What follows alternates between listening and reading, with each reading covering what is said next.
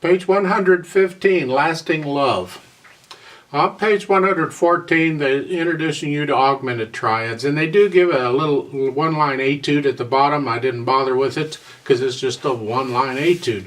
We're going to get these in the pieces, these chords we're talking about. And it's really pretty simple. You simply take a major chord, like a C chord, and you raise the top note a half a step. That's an augmented chord. We augment the chord. Augment means to increase.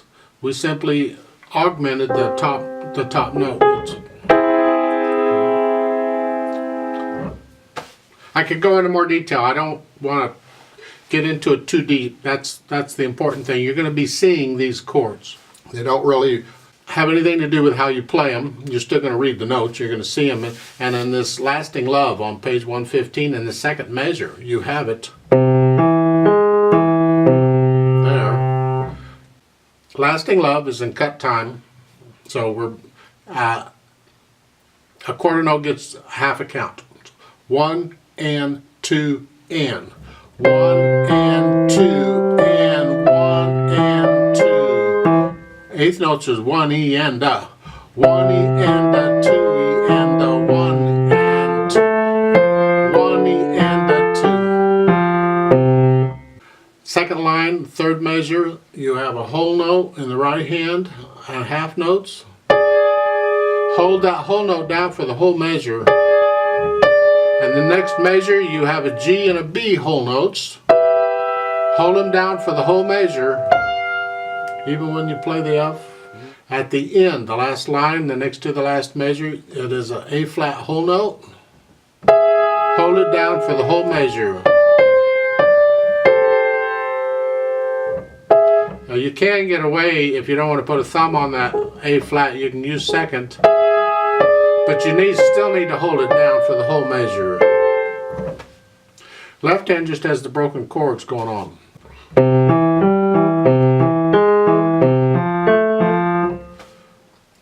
Third line down, here, that's a chord. And I would put fourth finger on the G. I like that fingering, yes. Now in the second measure of the third line, the last note, I'd put a second finger on the A, because you got a D coming up, and this will help get you in position to play the D in the next measure. So in that second measure, it's here, so you can go on.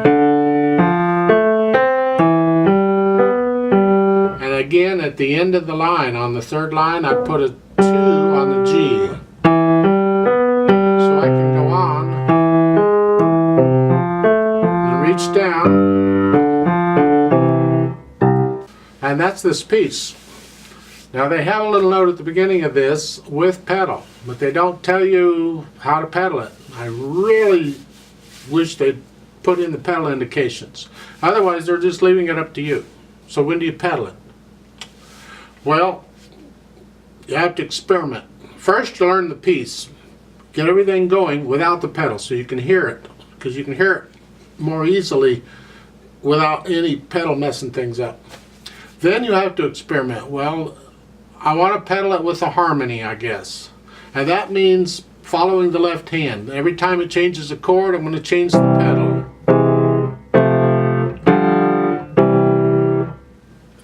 But I'd like to hear a break between the phrases. So every time the right hand has a break in the phrase, I want to lift the pedal with the right hand so I can hear a break in the right hand. I'm going to keep the left hand legato. So for instance, at the beginning, I'm going to push the pedal down right after I play the notes in the first measure. I'm going to leave it down for the whole measure. Now I'm going to change it at the bar line after I play the notes in the next measure. Lift it with the right hand because it's the end of a phrase.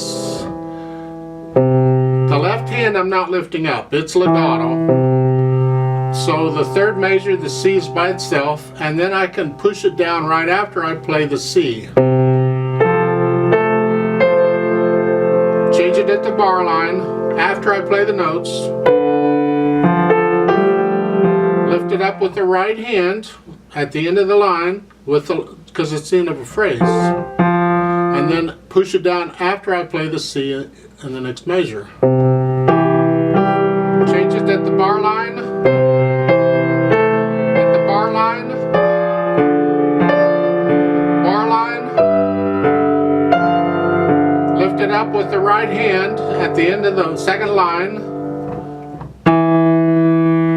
Push it down after you play it, the note in the third line. Change it to bar line. Lift up with the right hand at the end of a phrase and push it down after you play the note in the third measure. Change it to bar line. Lift up with the right hand at the end of the phrase, then push it down after the next note. Bar line.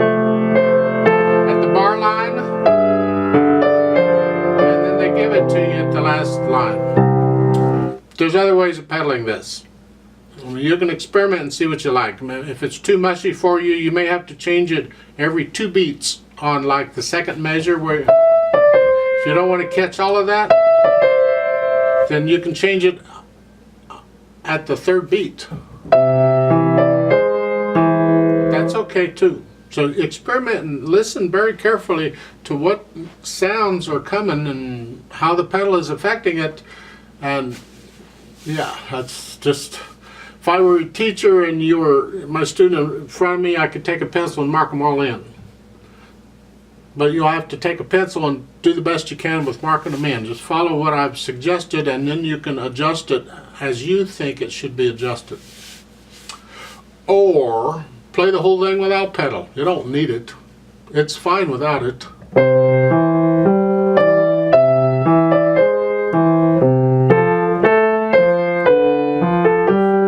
It's fine without pedal. They said with pedal, so okay. I put the metronome on 70, but it's beating quarter notes. See, the beat is half notes because it's a cut time, but we're going to take it really, really slow. So it's just quarter notes. And I'll try and pedal it just as I said, just try to describe so you can see it too. So I'm going to give us 4 counts, 4 half notes, and then we'll come in. So go ahead and put your hands where they go to start and your foot's on the pedal. 1, 2, ready, go.